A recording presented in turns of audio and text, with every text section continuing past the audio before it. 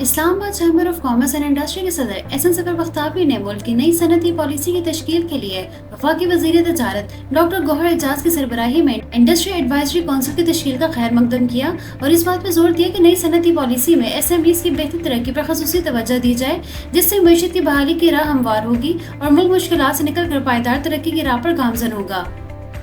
احسن بختیاری نے کہا کہ ایس ایم ایز ہماری معیشت کی ترقی میں ریڑھ کی ہڈی کی حیثیت رکھتی ہے، کیونکہ کاروباری ادارے معاشی سرگرمیوں اور برآمدات کو فروغ دینے کے ساتھ ساتھ روزگار کے مواقع پیدا کرنے، غربت میں کمی اور اختراع کو فروغ دینے میں بھی اہم کردار ادا کرتے ہیں۔ اس لیے یہ بہت ضروری ہے کہ نئی صنعتی پالیسی میں ایس ایم ایز کے مشکلات کو کم کرنے اور ان کے بہتر ترقی کی راہ ہموار کرنے پر خصوصی توجہ دی جائے، جس سے کاروباری سرگرمیوں میں اضافہ ہوگا اور معیشت تیزی سے بحال ہوگی۔ احسن بختیاری نے کہا کہ نئی صنعتی پالیسی میں ایس ایم ایز کو آسان اور سستے قرضوں کی فراہمی کو یقینی بنایا جائے اور ان کاروباری اداروں کی استعداد کار میں اضافہ کرنے میں ان کی مدد کی جائے۔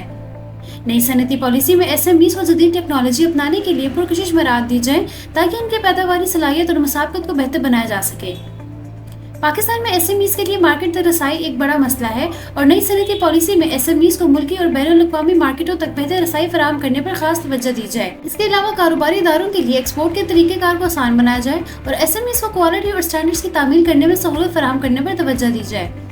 آئی سی سی آئی کے صدر نے کہا کہ نئی صنعتی پالیسی میں ایس ایم ایز کے لیے ریگولیٹری نظام کو آسان بنایا جائے اور ان کاروباری اداروں کے کاروبار سے متعلقہ امور کو حل کرنے کے لیے ایک سنگل ونڈو نظام متعارف کرایا جائے۔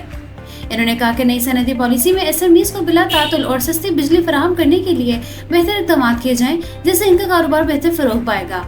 انہوں نے کہا کہ ایس ایم ایز کے لیے سازگار ماحول پیدا کرنے سے پاکستان کے لیے پائیدار اقتصادی ترقی کا حصول ممکن ہوگا اور ملک تیزی سے ترقی اور خوشحالی کی طرف بڑھے گا۔